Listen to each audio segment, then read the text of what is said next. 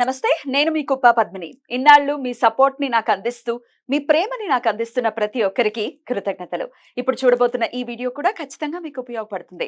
Like, share and subscribe చేసి మీ ఇష్టాన్ని, అలాగే మీ సపోర్ట్‌ని నాకందించండి. అలాగే ఈ వీడియో పట్ల మీ అభిప్రాయాన్ని కామెంట్ సెక్షన్‌లో కామెంట్ చేసి నాకు తెలియజేయండి. నమస్తే. నమస్తే. Welcome to our channel. నేను పద్మిని. ప్రస్తుతంతో పాటు వేదిక్ ఆస్ట్రాలజర్ అవినాష్ దాస్ ఉన్నారు. మాట్లాడదాం. అవినాష్ గారు నమస్తే అండి. నమస్తే అండి. అవినాష్ గారు, యాచన అనేది ప్రతి ఒక్కరి జీవితంలో ఖచ్చితంగా ఉంటుంది. యాచించకుండా అసలు జీవితం వెళ్తుందా అంటే అది ప్రశ్నార్థకమే. గృహస్థాశ్రమంలో ఉన్న వాళ్ళకి కానీ అసలు యాచన అనేది ఉంటుంది. అయితే ప్రత్యేకించి యాచకులు ఎవరైతే ఉన్నారో అంటే అర్థం అవ్వచ్చు కొంతమందికి, చాలా మందికి అర్థమవుతుంది. అర్థం కాని వాళ్ళు ఎవరైతే గుడి దగ్గర ఉండేటటువంటి అడుక్కునే వాళ్ళు ఎవరైతే ఉంటారో, లేకపోతే అసలు ఫిజికలీ హ్యాండిక్యాప్డ్ ఉన్న వాళ్ళు కూడా కొంతమంది యాచన చేస్తూ ఉంటారు. అయితే ఈ యాచకులకి మనం డొనేట్ చేసేది అసలు ఎట్లాంటి ఫలితాలను ఇస్తుంది? చాలా మంది వాళ్ళని చీదరించుకుంటూ ఉంటారు. అన్ని కాళ్ళు చేతులు బాగానే ఉన్నాయి కదా, పని చేసుకో అని అనుకుంటారు. ఖచ్చితంగా మనసు బాధపడుతుంది. వాడు ఎవడైనా అవనివ్వండి, వాడు చెడ్డవాడు అవనివ్వండి, వాడు బద్ధకస్తుడు అవనివ్వండి, ఎవడైనా అవనివ్వండి, వాడి మనసు ఖచ్చితంగా బాధపడుతుంది. చాలా మంది పెద్దవాళ్ళు కూడా చెప్తుంటారు, నీకు వీలైతే చెయ్యి, లేకపోతే వదిలేసాయి, బాధ పెట్టకు అని. సో అసలు యాచకులకి డొనేట్ చేసేది ఎట్లాంటి రిజల్ట్స్ ఇస్తుంది? అసలు యాచకులతో ఎవరిని అంటే ఏ గ్రహం వారిని రూల్ చేస్తూ ఉంటుందని అనుకోవచ్చు?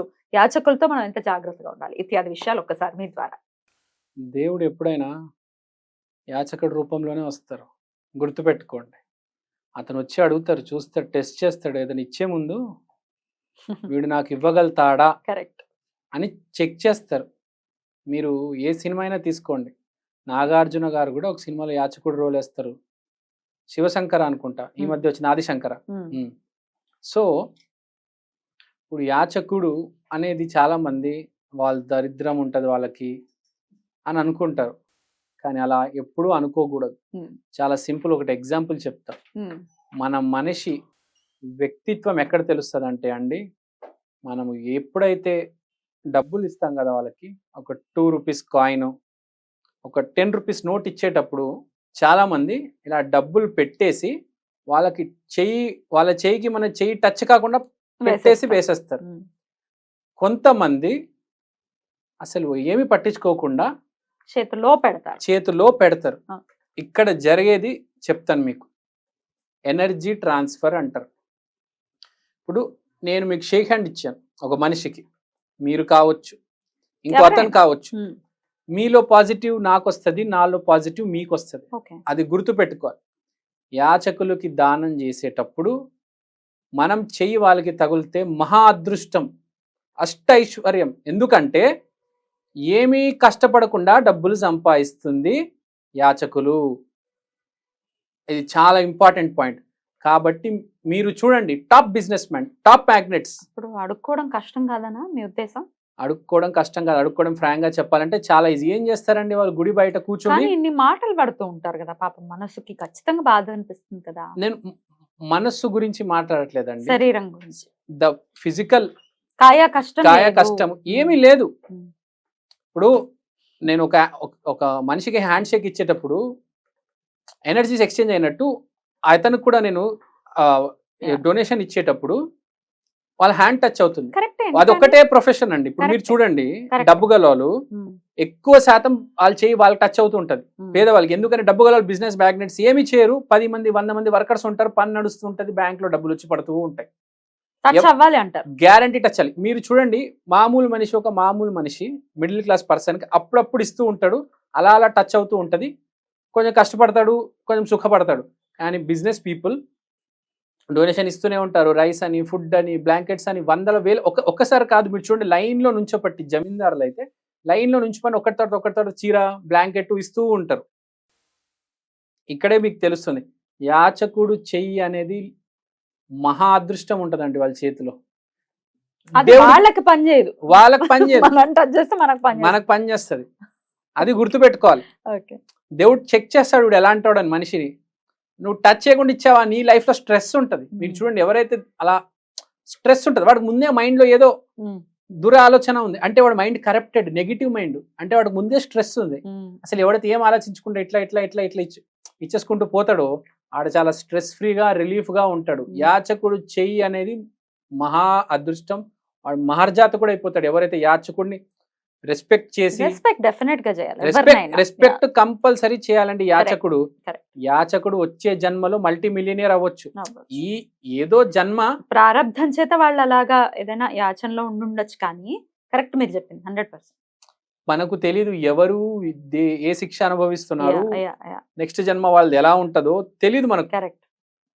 చూస్తుంటాం కొంతమంది సడన్ గా జీవితం సడన్ గా హీరో అయిపోతారు, తెలీదు ముందు చాలా పేదరికంలో ఉంటారు. మోస్ట్ ఇంపార్టెంట్ ఏంటంటే మనిషిని మనిషిలాగా చూడాలి.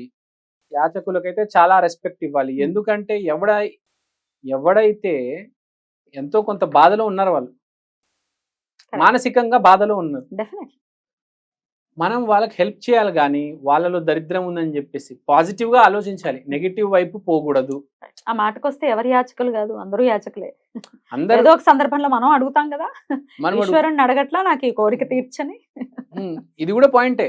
సో మనం ఏంటంటే ఎవరికైనా సరే షేక్ హ్యాండ్ ఇవ్వాలి. పెద్ద కులము చిన్న కులము, ఈ మతము ఆ మతం అని కాకుండా అందరికీ షేక్ హ్యాండ్ ఇవ్వాలి. అందరితో బాగా మాట్లాడాలి, పాజిటివ్ గా మాట్లాడాలి. Right. ఎవరిని మనము డిఫరెన్షియేట్ చేసి దూరం పెట్టకూడదండి. Right. అది చాలా డ్యామేజ్ చేస్తుంది. ఫస్ట్ డ్యామేజ్ చేసేది ఏంటంటే మానసికంగా నువ్వు చచ్చిపోతావు. Right. నీకు తోడుంటారు జీవితంలో. నిజంగా బ్యాడ్ దరిద్రం ఎవరికి ఉందంటే తెలుసా అండి, వాడి చుట్టుపక్కల ఎవరికైతే మనుషులు ఉండరో, ఫ్రెండ్స్ ఫ్యామిలీ ఉండదో వాడే అండి అసలైన దరిద్రుడు. అసలైన దరిద్రుడు. డబ్బు కాదు, ఇవన్నీ కాదు, మనిషికి మనిషి లేకపోతే వాడే దరిద్రుడు. 100%. అది ఎక్కడి నుంచి వస్తుంది? నువ్వు వేరే వాళ్ళని దూరం పెడితే నిన్ను దూరం పెడతా. నేను దూరం పెడతాది ప్రకృతి వాళ్ళ నుంచి. కాబట్టి ఎవరిని దూరం చేయకూడదు. నువ్వు ఎంత దగ్గరికి వెళ్తావో అందరికి, ఎవరైనా కావచ్చు, నీకు అంత ప్రజలు నీ దగ్గరకు వస్తారు. ప్రేమ కావచ్చు, మనిషి కావచ్చు, నీ దగ్గరకు వస్తారు. సో ఎనీ డే యాచకుడికి ఇచ్చేటప్పుడు మనస్ఫూర్తిగా ప్రేమతో, అది కూడా రెస్పెక్ట్ అండి. చేతిలో పెట్టడం అనేది రెస్పెక్ట్. ఇలా పడేయడము, ఇలా టచ్ కాకుండా వదిలేయడము రెస్పెక్ట్ కాదు.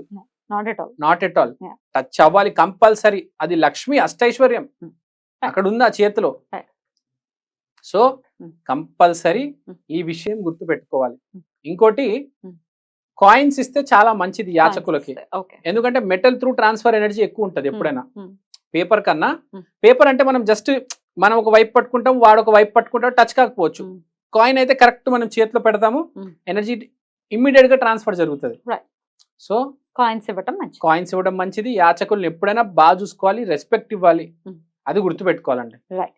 చాలా బ్యూటిఫుల్ గా ఎక్స్ప్లెయిన్ చేశారు. ప్రాక్టికల్ గా మనం చేసేటటువంటి తప్పుల వల్ల వచ్చేటటువంటి అనుగ్రహం ఖచ్చితంగా వెనక్కి వెళ్ళేటటువంటి పరిస్థితి ఉంటుంది. ఎవరికంటే తక్కువ కాదు. ఎండ్ ఆఫ్ ది డే అందరూ ఈక్వలే.